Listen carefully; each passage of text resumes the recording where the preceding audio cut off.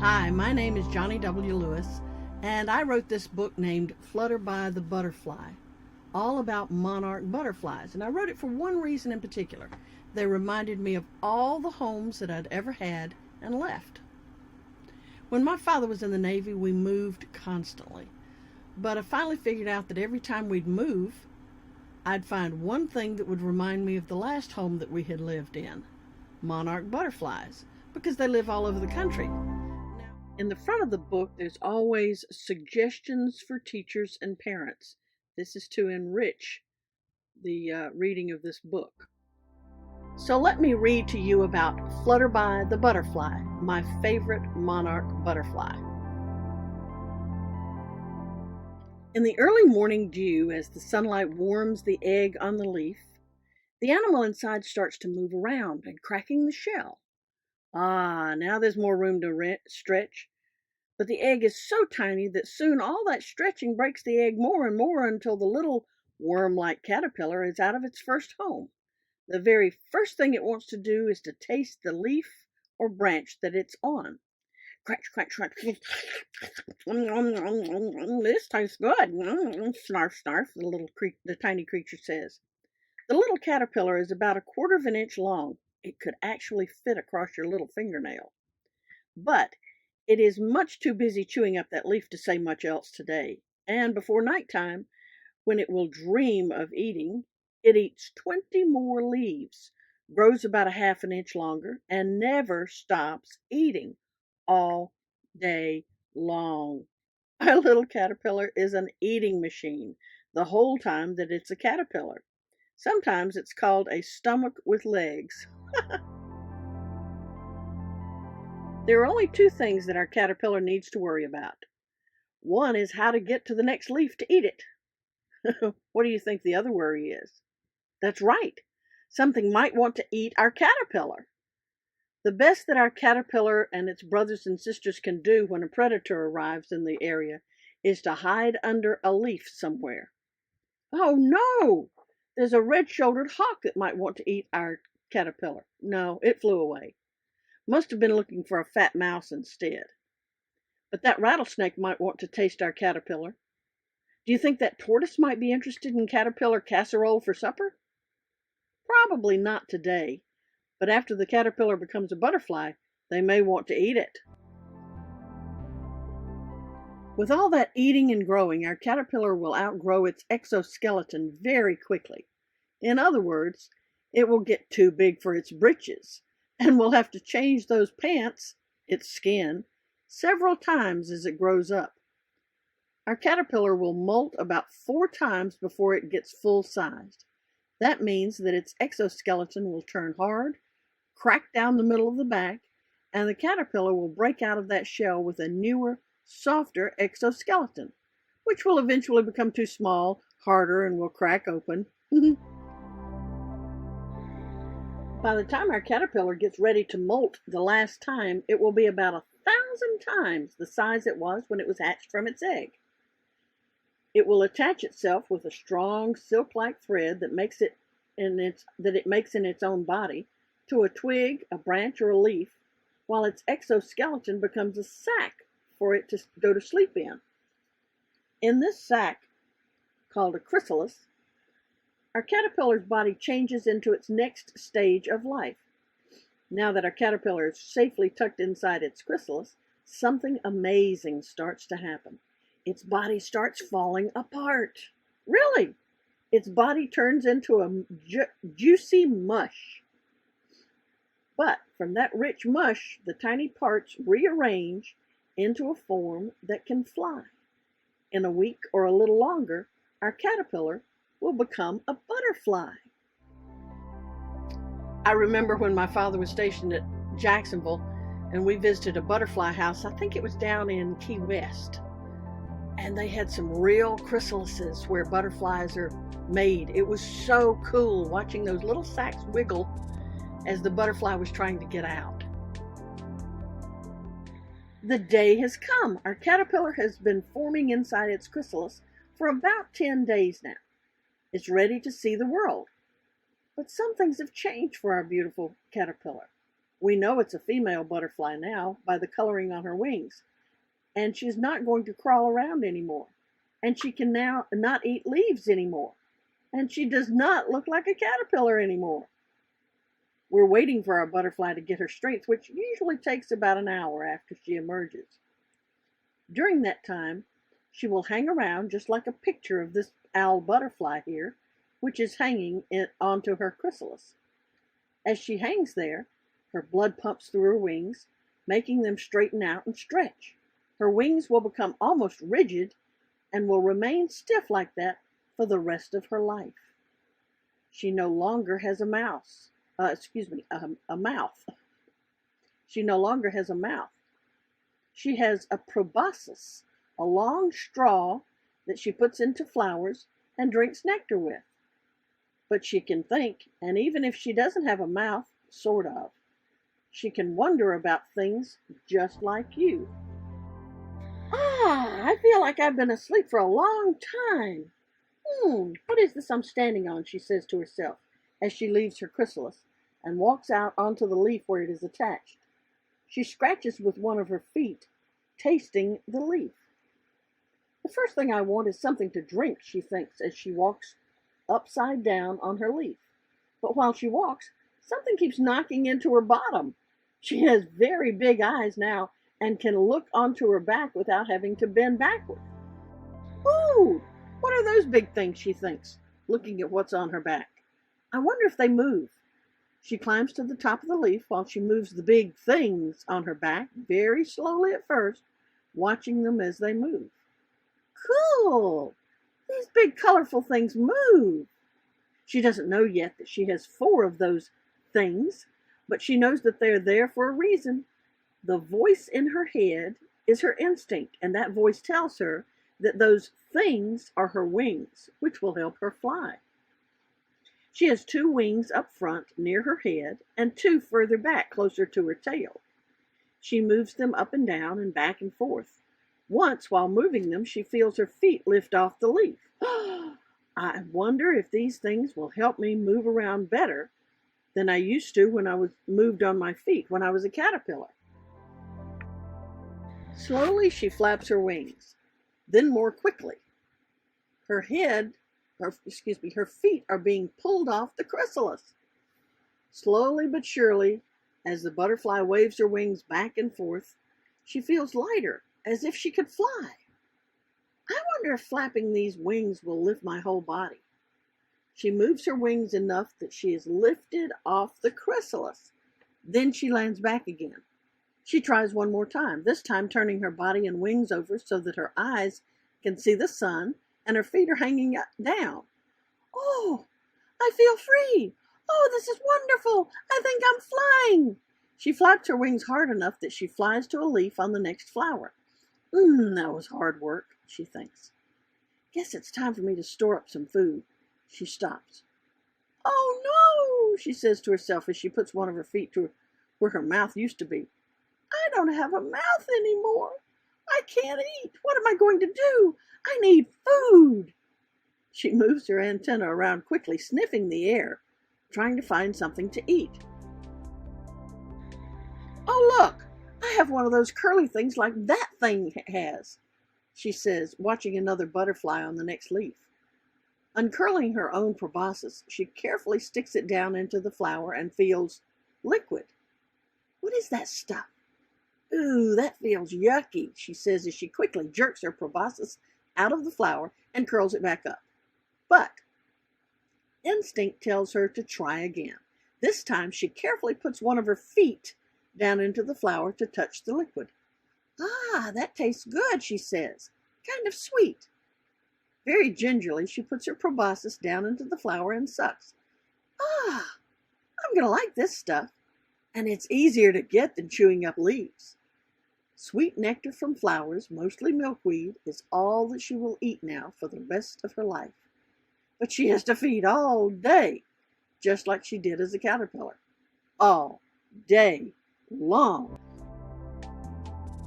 Now that her first priority, something to eat, is satisfied, our butterfly looks around her new world. Wow, these colorful things are everywhere. I wonder if they all have the same liquid stuff that I like in them. She tries out her new wings to fly over to another flower. I'll just plug into this fragrant thing and grab some more go juice. Our butterfly has to sip all day long in order to have enough energy to keep flying. Another thing she needs to keep flying is sunlight. She needs about 8 hours each day of sitting in the daylight in order to keep warm enough to fly. Imagine what it's like for her on cloudy days. Do you think she flies very often then? Or what do you think she does when it rains? Now, she says as she sips her next meal, what am I wonder? She really has no clue as to what kind of creature she is. All she knows is that she vaguely remembers being a caterpillar with many feet that were kind of sticky and held her onto a leaf or a branch. She chewed on leaves all day long, and she had a long, fat body. So our butterfly has to discover herself as she flies around, sipping her supper soup all day long. She really is not a caterpillar any longer, but she's not sure what she really is. There are some pretty colors over here. Maybe those colors have tasty liquid stuff for me to sip, she says, as she flaps her wings hard and flies in the warm sunshine to the next batch of color. I wonder if I'm like that thing down there, she thinks as she flies over a field. That thing has legs and feet like I do, but I think I've got more legs than it does, and it looks bigger and furrier than me. And look, it does not have any wings. Looks like I'm going to have to stop flying for a while. I'm tired, she says, as she passes over a large body of water. Actually, it was just a pond, but anything that size might be quite large to a little butterfly. She pauses long enough to look over the edge of a lily pad and sees something reflected in the water. That must be me, she thinks. That thing in the water has flappers like I do, and 6 legs and a drinking straw, she calls her proboscis. I wonder if there are any others like me. I've only seen one other thing like me, the one I watched to learn how to eat. I need to start looking around. As she sips at the flower on the lily pad, she sees another creature that almost looks like her, but not quite. You have 4 wings and 6 feet and you can fly. What kind of flyer are you? She asks. I'm a dragonfly, you silly butterfly, the creature squeaked loudly. Don't you know what you are? We're different, but we are alike too. And we do have the same creatures that want to eat us, so be careful out there, the dragonfly buzzes. Our butterfly studies the dragonfly for a while. I guess you're right, she says to the dragonfly. You have 4 wings and 6 legs like I do and big eyes, but you really don't look like me, our butterfly admitted. You look like a dragonfly, she said, flying away. That dragonfly is right. I need to be careful. There may be things that want to eat me. Now she starts to worry.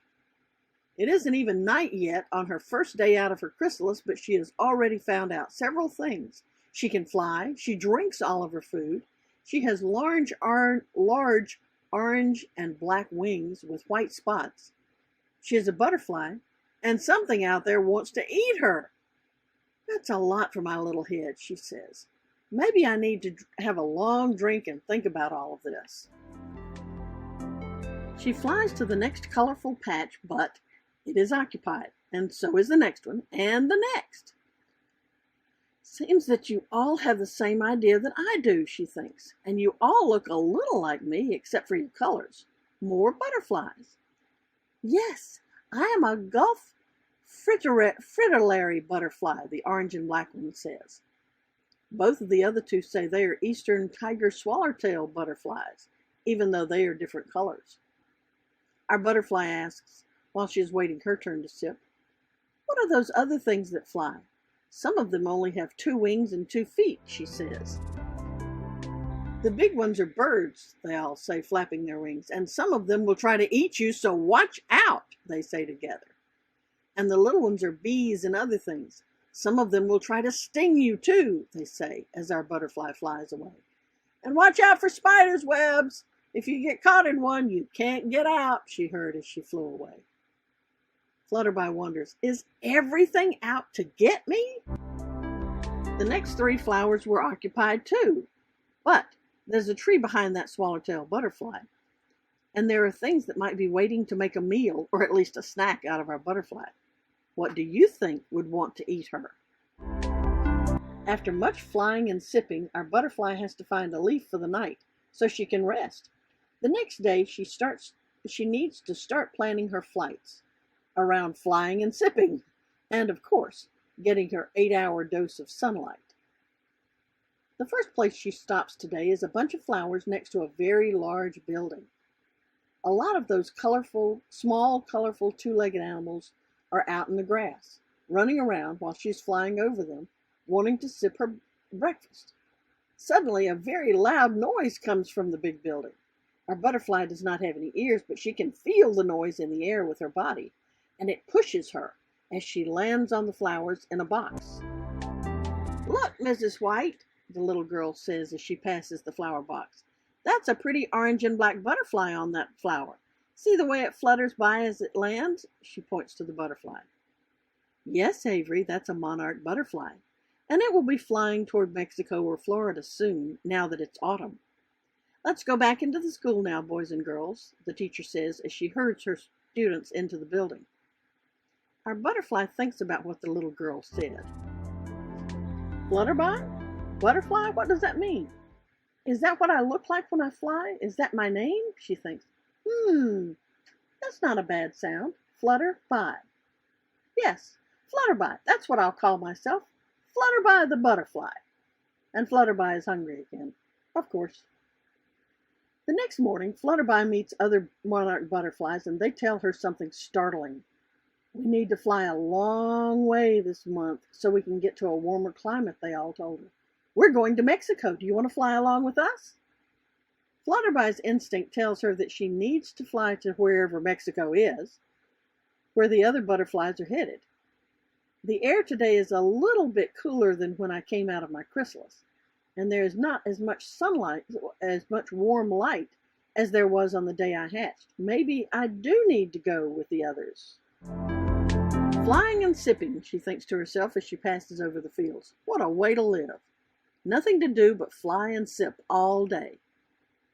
And don't forget about watching out for the things that want to eat us, one of the butterflies says. And the rain, and the cold, and the nighttime, and the wind. Whew, I guess I haven't been around long enough to learn all those things, Flutterbye says. A few days later, Flutterbye flies over a building with furry things beside it. Hey, isn't that the little girl from the other place, the one who called me a butterfly? Hi, Avery, it's me, Flutterbye.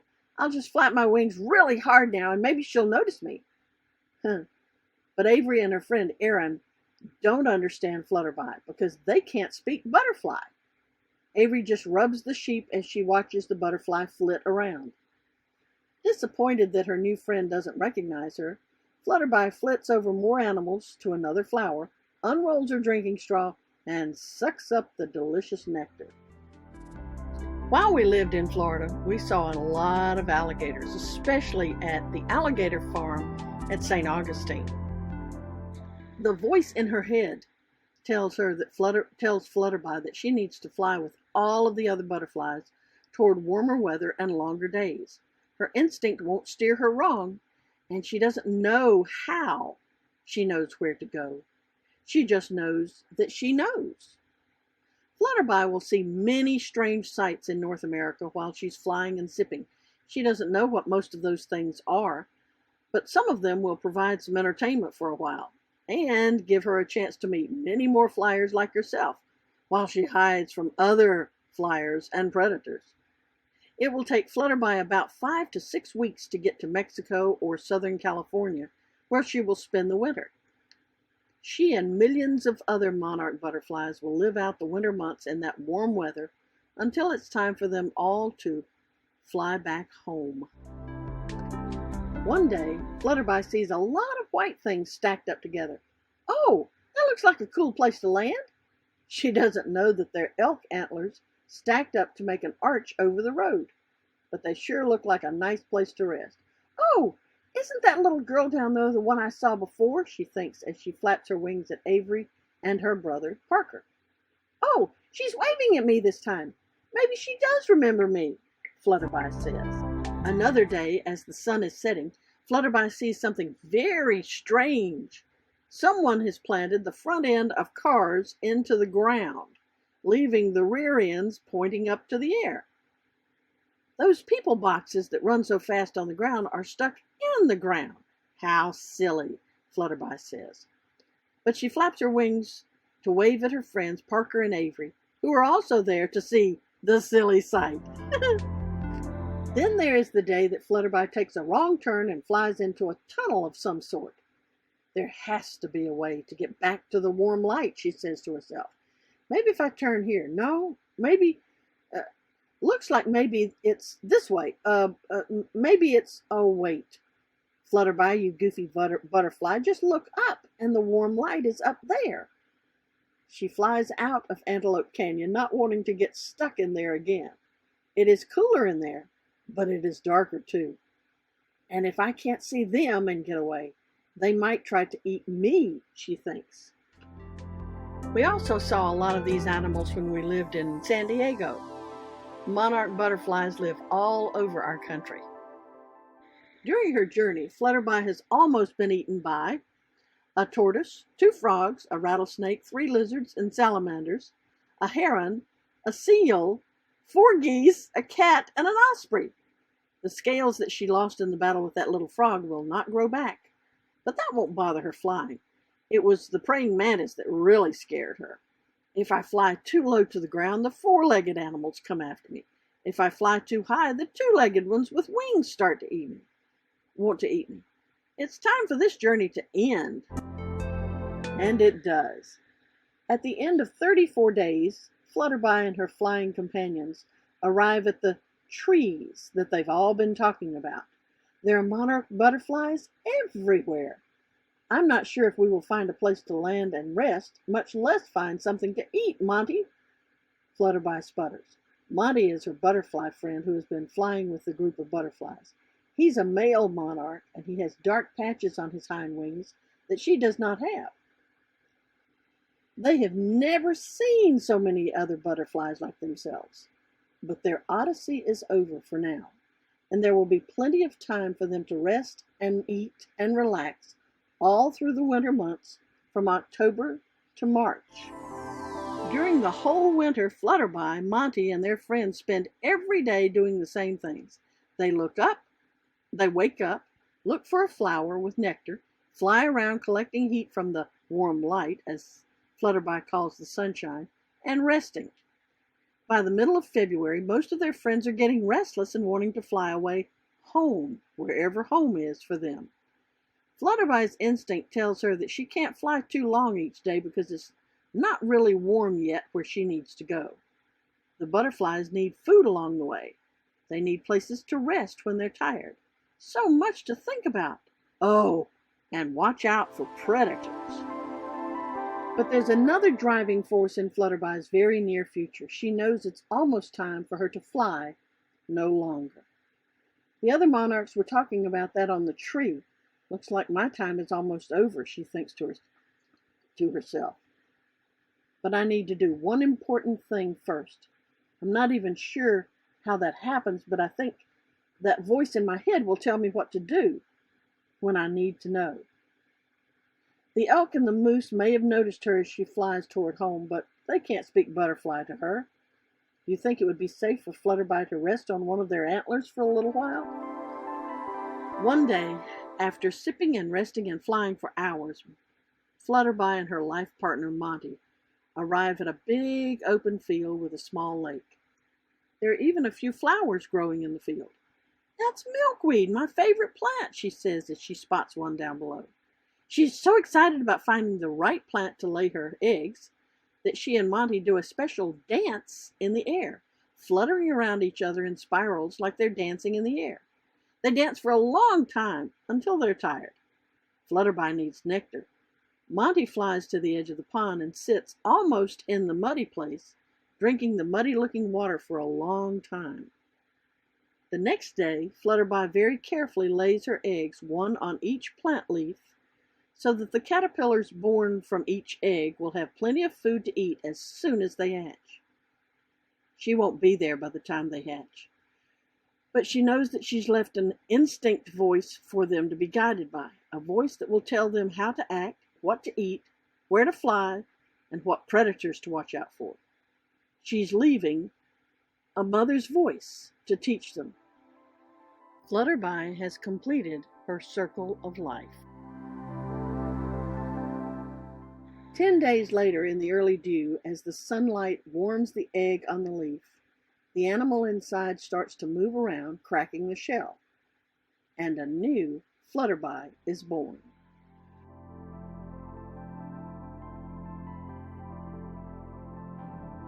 I always include a glossary in the back of all the books that I write for children, specifically because there are words that some adults use that children don't know what the meanings are. So there's a glossary in the back of every book. In the back of this book, there's a glossary and teacher and parent notes of enrichment for almost every page.